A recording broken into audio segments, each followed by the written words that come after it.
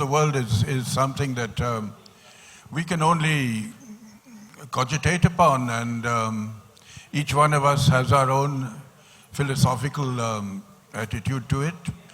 And I don't think it depends so much on us. A lot also depends on external factors.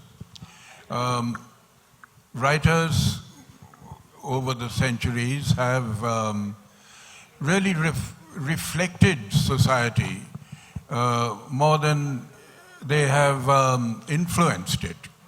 But with a few instances, a few rare instances.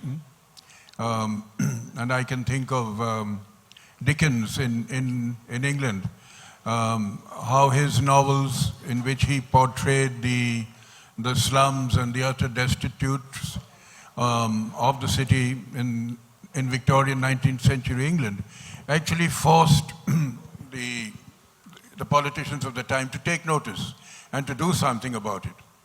But that's actually rare. I'm trying to think in India of a similar writer. I go back to perhaps Premchand. In his ways, again, he reflected society. Or Mulk Rajanand back in the 1940s with his novels Coolie and Untouchable. He too was portraying the underprivileged. And to some extent, he too was taken notice of. For you, is nostalgia a better trigger or the rapidly changing reality of the present society? Oh, yes, that's an interesting question. Well, I'm a nostalgic writer because the older you get, the more you have to write about in a way. You have memories of friends, of family, of events long ago, and provided you have a good memory, you don't run out of material. So, but nostalgia is actually selective. You look back and you write about really the things that you want to remember, and sometimes you just as quickly be happy to forget things that you don't want to remember. So I do write a lot about the past because I want to bring out the best in the past in a way, because that's what can influence the present. But when I write about children and young people, then I'm usually writing about the present and their particular lives and the things that they attain to or want to attain to. So, Mr. Bond, like you said, that, it's memories, it's the way you've grown up that has really shaped you. So, on quite contradictory to the topic, I would like to ask you that, is it not society that finally shapes the stories than the other way around? I mean, the way we grow up and the influences that we have on us, isn't that what shapes society? Yes, we are. I think writers are, in fact, often, that's why I said that we are reflecting the society and the lives around us. And if a writer does influence people, then it's usually over a fairly long period. I can take the example of your neighboring state, Devas. In 1921, the writer E.M. Forster worked and lived there for 2 years or more. And later on, the outcome of it was his novel, A Passage to India, in which he, for a change, depicted Indians as people who were as intelligent and cultivated and advanced as people in the West. Because up to that time, we had a sort of Kipling-esque or imperialistic view of India and people here. So he did change the perception to a great extent. Not dramatically, but with people who read, and it gradually spread. So the writer can, in a small way, and then sometimes in a way that you don't notice, affect changes. Absolutely, that's true. Sir, your books are so relatable to multiple generations. My dad has read The Room on the Roof. I've read so many of your short stories while in the train traveling to my grandmom's house, and my daughter adores Blue Umbrella. How is it that your books never are out of fashion? How are you so relatable to all the generations?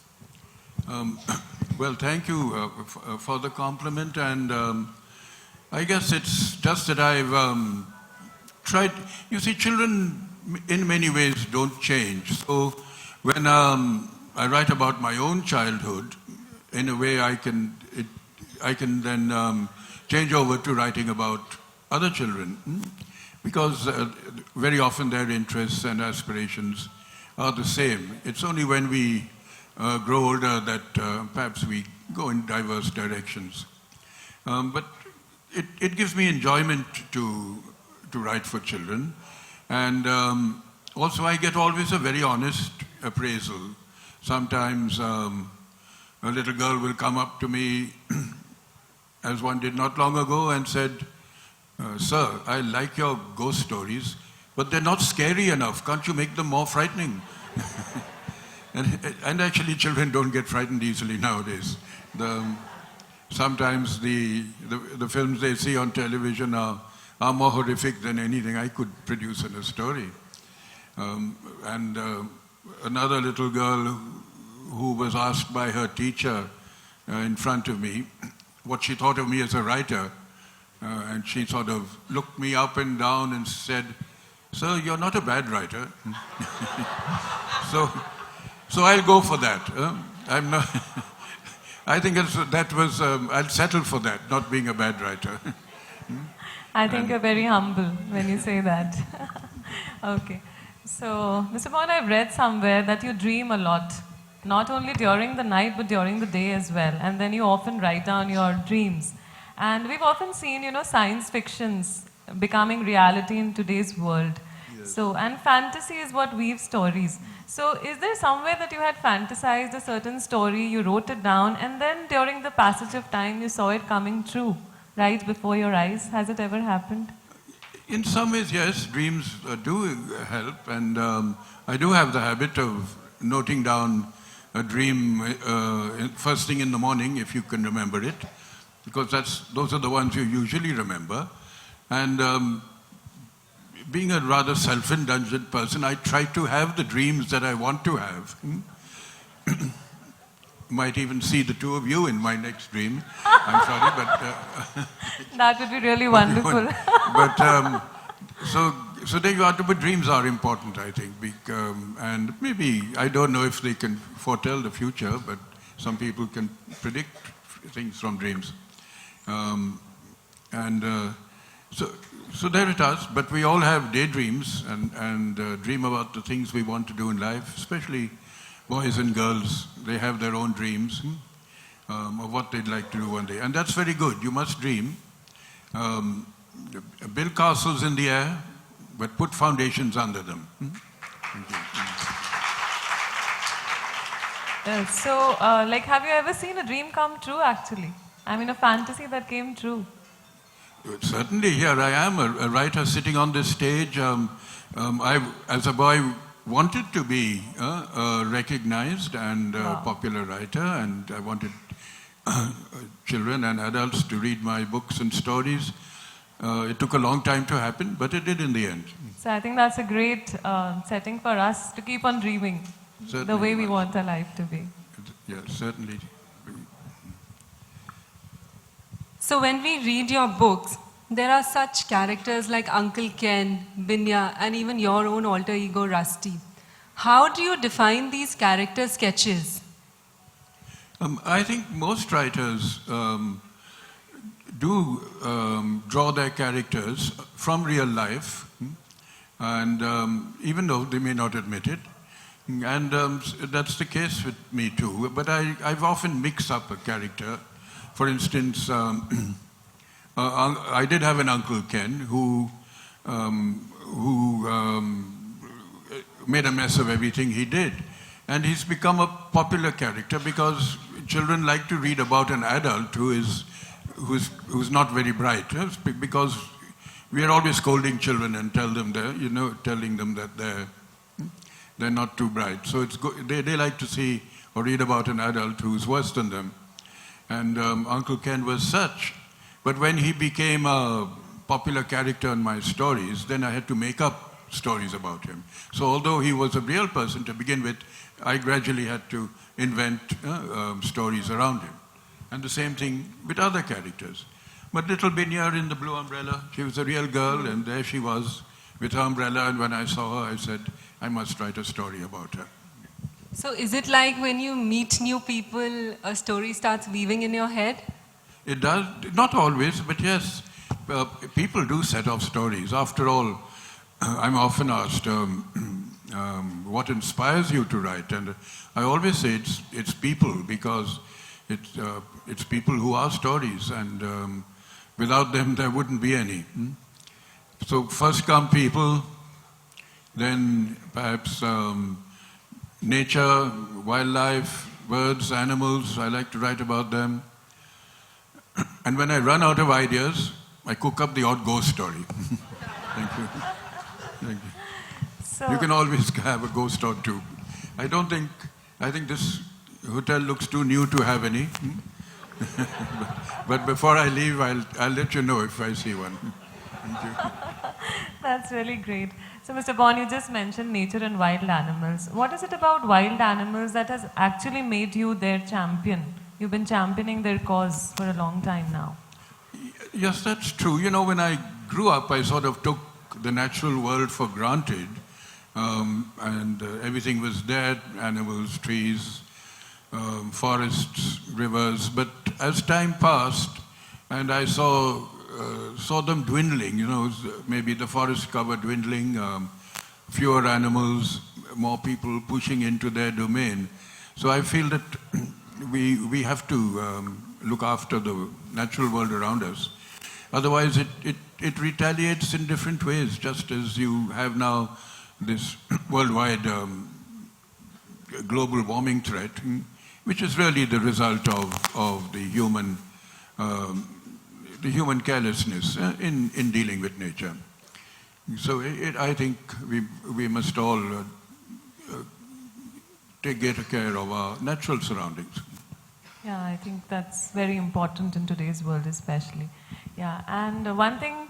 Yeah, carry on. Could I give you some? No, I'm fine. So there's another thing that we read, that when you've written your initial stories, they have a strain of melancholy. There is a little despondency in them. Do you think that this is something of this sort is really important for a writer to become a better writer, or to at least write well?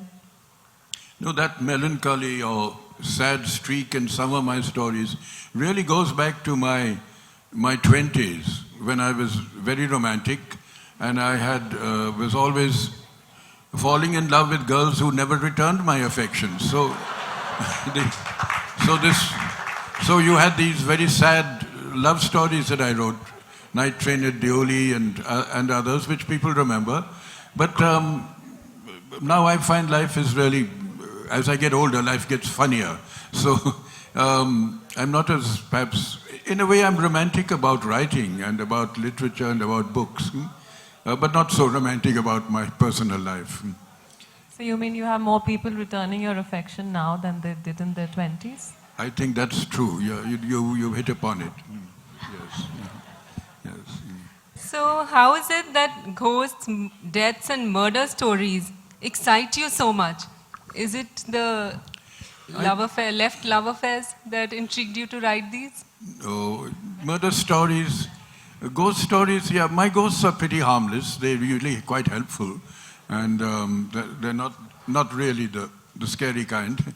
And I have to confess, I've never met a ghost. People enjoy reading about them, so why not entertain them now and then? As for murder stories, sometimes it's interesting to write about the psychology of a person who commits a major crime. But I don't do too much of that. But there's really a casual ease in that. You write them so straight and to the point. I guess that's true.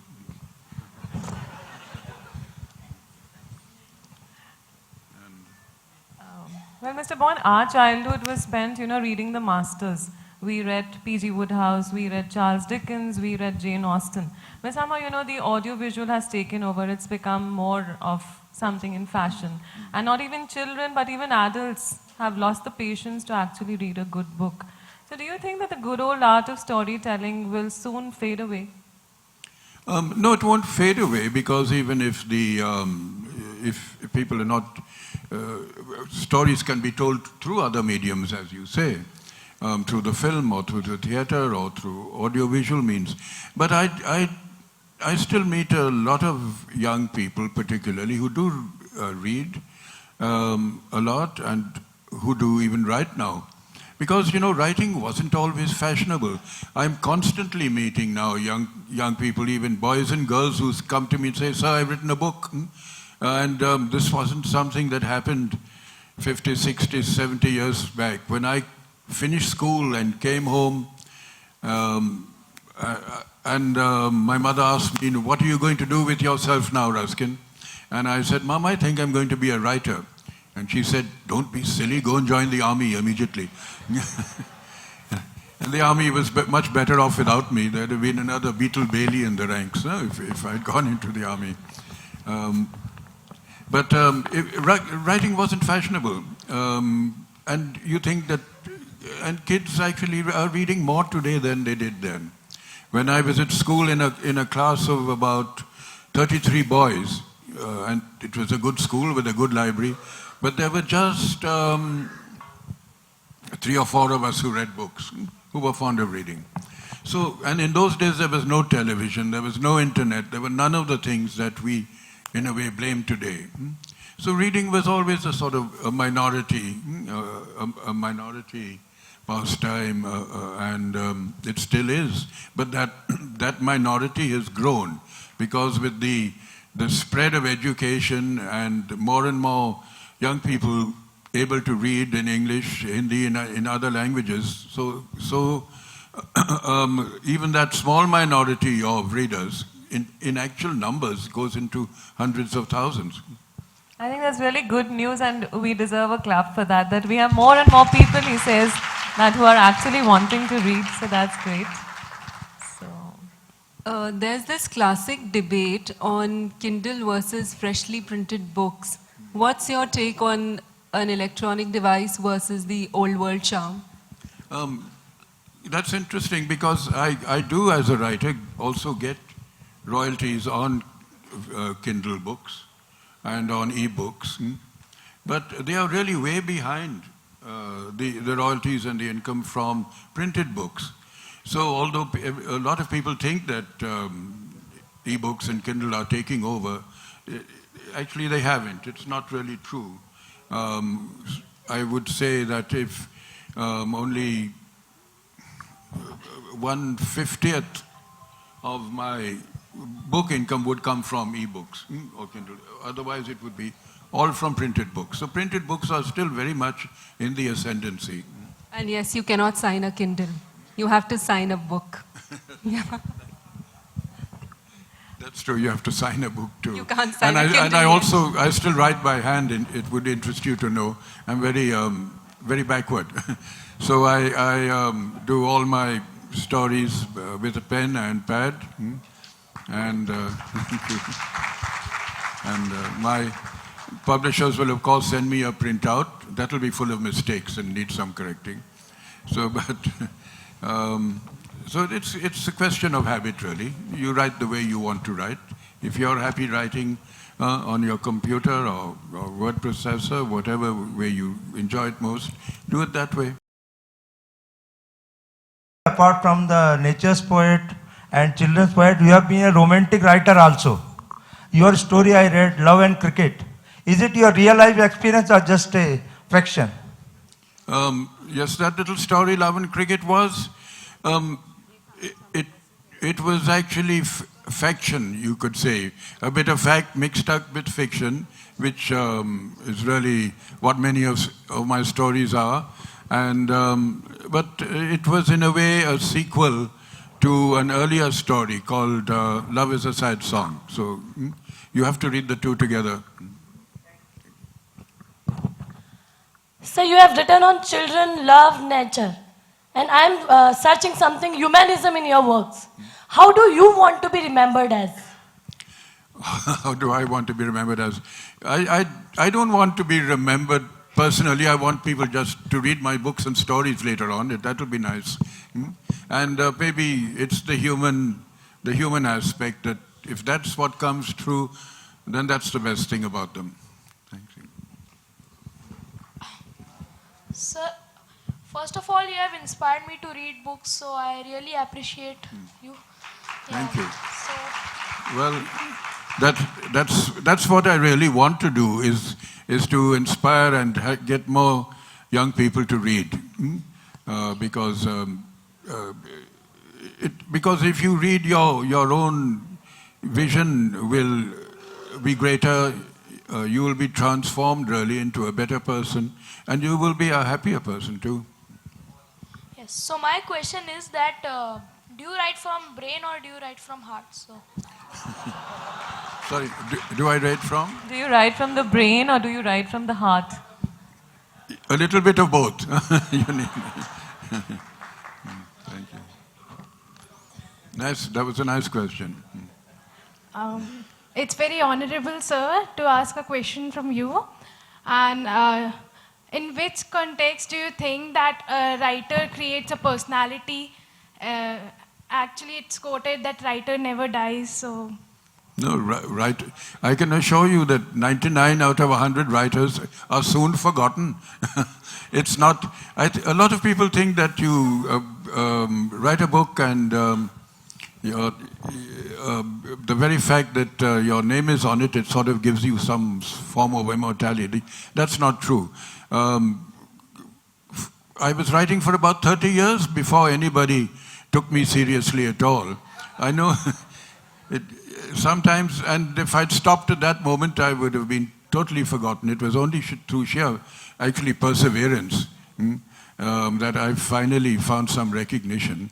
I know nowadays there are writers who overnight make a name for themselves, whose books are instant successes, but that's a rarity. That's not the norm. Those are exceptions. Usually, it's a long haul before you can. Be recognized as a writer who's achieved something. As a writer, don't you think life would be much more easier if second thoughts actually came first? If second thoughts actually came first. I don't know, my other two ambitions in life were, one was to be a football player, but at the age of 80 plus, running after a football I don't think would be possible. And the other ambition was to be a tap dancer, but I don't have the figure for it now. And the third, which might still be possible, was to be a sumo wrestler. But I think I did the best thing by becoming a writer, because age doesn't stop you from writing. You can keep writing at any time. Good morning, sir. Morning. Where are you? That's it. Okay.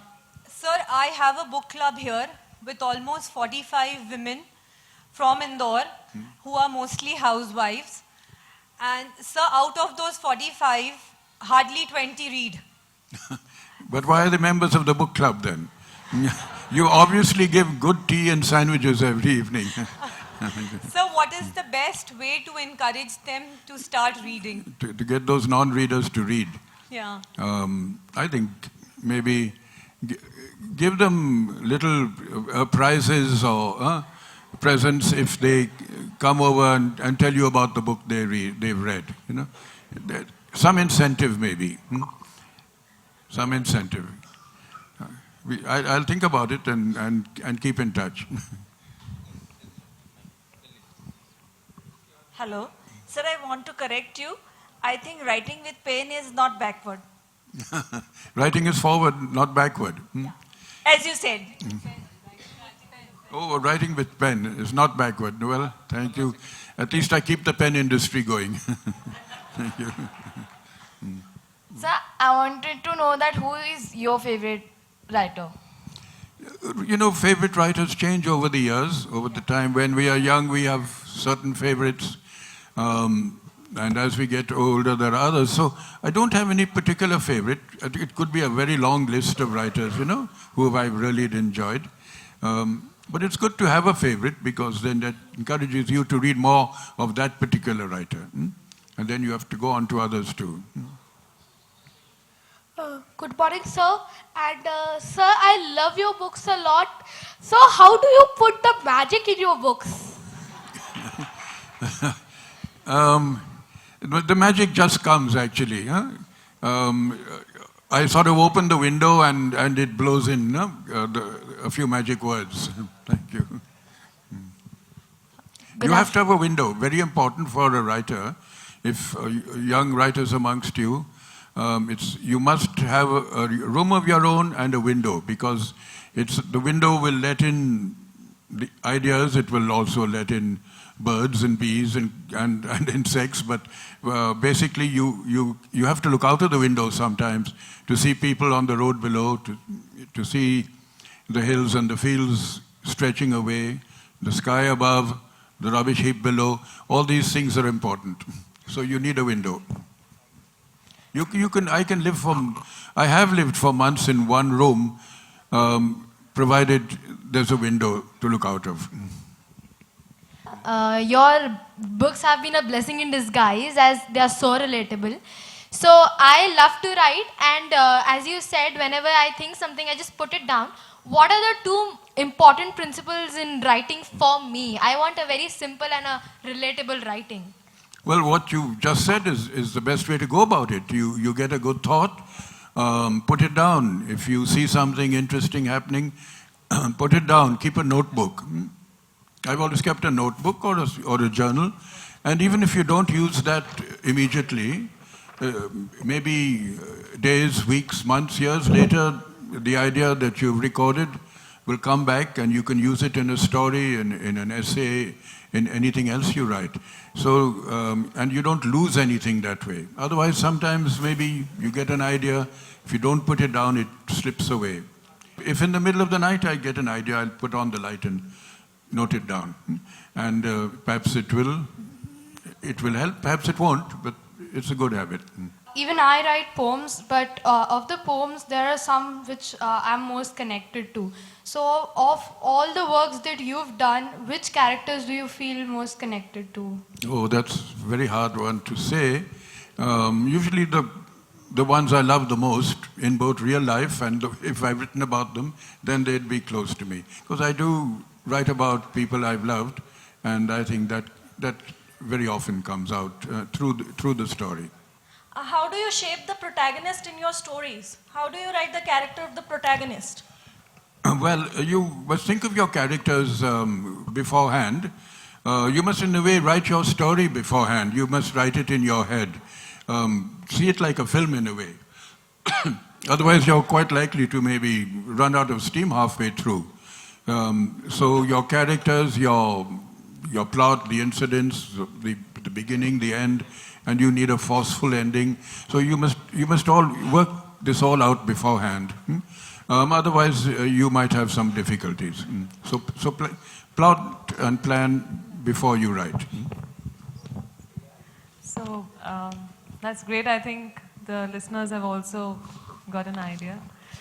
I have one question. You've said somewhere that red roses are for young lovers and French beans for long-standing relationships. So do you say that from experience? Well, I don't know. If I had to live with someone for a very long time, I think I'd go for the French beans. I think that's what works, actually. Yes. The best way to a man's heart is through his stomach. Why do you never write about food? Why do you never write about food? I do write about food. Only a day before yesterday, I was writing about how at night I usually wake up at 12 or 1 o'clock, and I keep a chocolate on my bedside table. And then if I have a bit of chocolate, I go to sleep again. If the chocolate isn't there, I won't sleep again. So the chocolate has to be there. Until 2 nights ago, I heard this sound going around, cutter, cutter, cutter, cutter. Switched off on the light, there was this big fat rat taking away my chocolate. Mr. Bond, I would like to end this session with the words of your father, which you said have inspired you a lot, and I think they will also inspire everybody present over here. So it goes like this: the pure, the bright, the beautiful that stirred our hearts in youth, the impulse to a wordless prayer, the dreams of love and truth, the longings after something lost, the spirit's yearning cry, the striving after better hopes, these things can never die. Thank you so much for being here with us today and giving us your time. We're really highly obliged. Thank you both.